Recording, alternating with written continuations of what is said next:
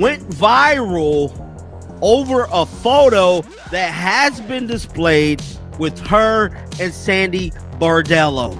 Yes, of the New York Liberty. There is a photo that is floating around.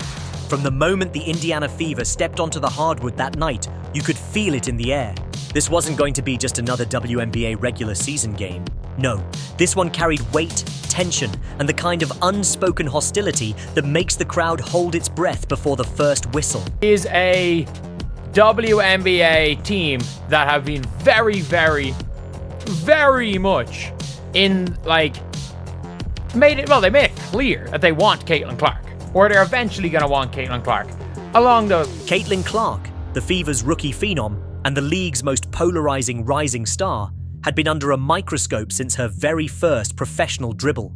Every step, every pass, every shot seemed to invite scrutiny, not just from fans and media, but from the players who had been in the league long before her arrival. But on this particular night, what unfolded went far beyond basketball. It became personal. The Fever were facing a team known for their defensive grit, a team that didn't shy away from physical play. But what happened in the second quarter left fans across the country outraged. The ball had just crossed half court when Caitlin curled around a screen, sprinting toward the top of the key. She planted her foot, ready to explode into a cut, when out of nowhere, a defender stepped in and delivered what appeared to be, at least from the replays, an intentional knee to her midsection. So we're going to talk about this little scene that took place after the Fever game last night in New York between Sandy Bardello and Caitlin Clark, the New York Liberty. Caitlin crumpled instantly, clutching her groin as the whistle stayed silent. The arena gasped, and you could see it on the faces of fans in the front row. They knew exactly what they had just witnessed. Replay after replay showed the same disturbing image, her opponent driving a knee into her path with no attempt to play the ball.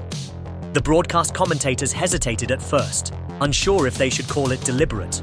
But by the second replay, the tone shifted.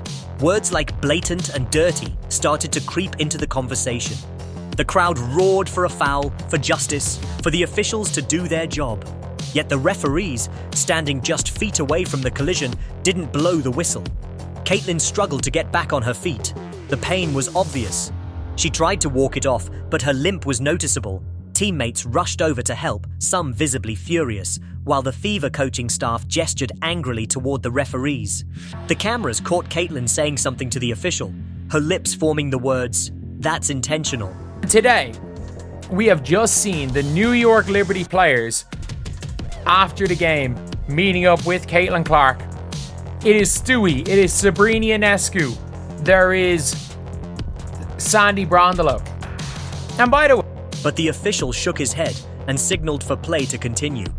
The fans were livid. Social media lit up instantly with slow-motion clips and heated commentary. Some were calling it assault, others were demanding a league review, and many were pointing out that this wasn't the first time Caitlin had been on the receiving end of excessive contact with no protection from the refs. In fact, it had become a disturbing pattern. Over the past few weeks, she had been knocked to the floor, grabbed, shoved, and undercut, all with minimal officiating response.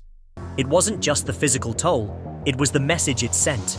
When the league's brightest new star can't even cut across the court without risking a cheap shot, percent sure of, that Stewie is not leaving. New York. Sabrina is not going to leave New York. I think there is a 50-50 chance Caitlin Clark leaves Indiana. What does that say about the integrity of the game?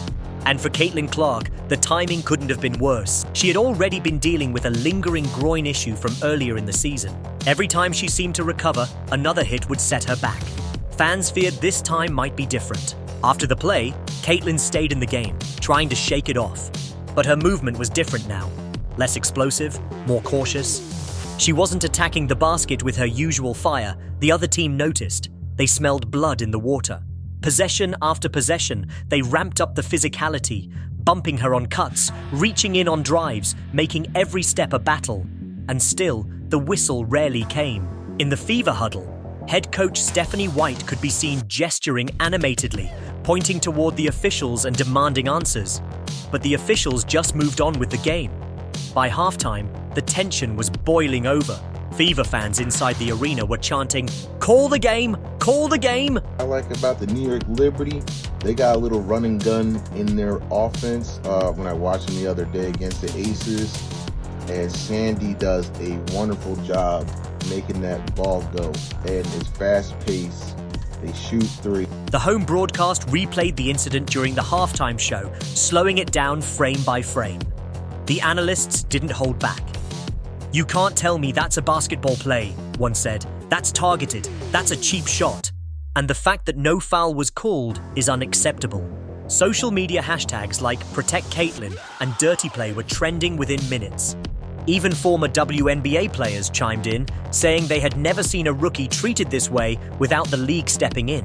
The second half started, but the storyline had already shifted. The Fever were fighting not just to win, but to protect their star. Caitlin tried to push through the pain, but every time she hit the floor, fans held their breath. Every bump, every shove felt like another potential injury. And then came the moment that left no doubt in anyone's mind about the night's narrative. Late in the third quarter, Caitlin was coming off another screen when the same defender who had delivered the earlier knee made. They're a very well-balanced team. They got a little inside, but they also got some outside too. And I can see why they won the championship. And I just hope that when Caitlin Clark feels and sees that, she goes, By the time the locker room door closed behind Caitlin Clark, the noise from the arena was still echoing through the hallway. The Fever's medical staff moved quickly, guiding her to a treatment table while a trainer began assessing the damage. Caitlin sat with a towel over her head, not speaking, just breathing heavily as the reality of what had just happened began to set in. Outside the locker room, the post-game buzz wasn't about the final score, it was about the hit. The air in the media room was tense. Reporters were replaying the video on their phones, debating whether the league would take action. Social media was ablaze. And it wasn't just Fever fans this time. Even neutral observers, and some rival fans, admitted they had never seen a rookie targeted so blatantly and so often without intervention from the officials. But Caitlin's situation wasn't just about one dirty play. Caitlin Clark looks unbelievably happy talking to these folks. But this is how it starts in sports. This is how it starts in the NFL. This is how it starts in the NBA. When you start seeing the wheels in motion. It was about a pattern that had been building all season. This was the third time in a month she had taken a serious hit to the same area. First, it was a collision under the basket that left her doubled over, then a hard hip check that sent her crashing to the hardwood, and now this. Each time, the referees either missed the call or downgraded it to a simple common foul. And each time, the league said nothing. Caitlin emerged from the locker room nearly 30 minutes later, walking slowly and holding a water bottle. She didn't stop for long, but when asked about the play, she simply said, "I'll let the video speak for itself." It was a measured response, but her tone carried the frustration of someone who had been here before. She had been told rookies take their lumps. She had been told the game is physical. But she had also been told that the rules protect every player equally. Lately, it felt like that last part wasn't true. The Fever's head coach, Stephanie White, was far less restrained. At the podium, she slammed the officiating crew without hesitation. "This is unacceptable," she said. "If the league wants to protect its players, especially its young stars, then nights like tonight can't happen." A player eventually marks their next destination. The Indiana Fever, you're on notice. You're on notice. You better recognize what you've got going on. You can't let someone target a player like that and not call it. Her words were sharp, and you could sense the anger in every syllable. She wasn't just defending her player, she was calling out a system she believed was broken. Across the league, players were starting to take sides. Some veterans shrugged it off as welcome to the league treatment, something every high draft pick goes through. But others, particularly those who had dealt with injuries early in their careers, were quick to point out that this wasn't hazing, it was dangerous. One retired player tweeted, "You protect your stars, period. Doesn't matter if they're rookies or vets. The game suffers if they're sidelined." But while the debate raged, the league office remained silent. No statement, No announcement of a review. Just the sound of fans refreshing their feeds, waiting for a sign that the hit would be addressed. Meanwhile, Fever fans were already organizing online campaigns. The hashtag #JaProtectCaitlyn trended for the second time this season.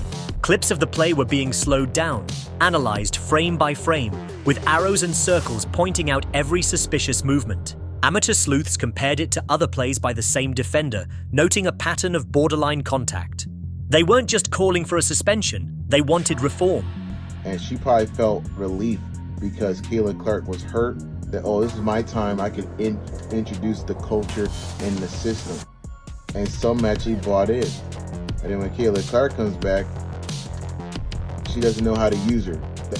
That's not coaching. They wanted new rules, or at least stricter enforcement of existing ones, to prevent situations like this. And Caitlin?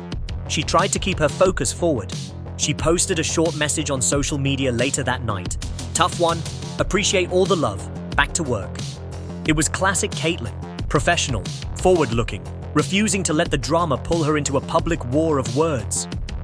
But behind the scenes, her inner circle was concerned. Teammates privately admitted they were worried about her long-term health. You can only take so many of those shots, one said off the record. It's not about being tough. It's about being able to play the next game.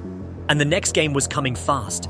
The Fever were set to face another physical opponent in just 3 days, and Caitlin's status was suddenly uncertain. The groin is a tricky injury. It doesn't heal overnight, and every explosive movement risks making it worse. Sitting her would mean losing their best playmaker, but playing her at less than 100% could be even more costly. Around the league, whispers were growing louder. Some suspected that certain defenders were targeting Caitlin not just to stop her, but to send a message.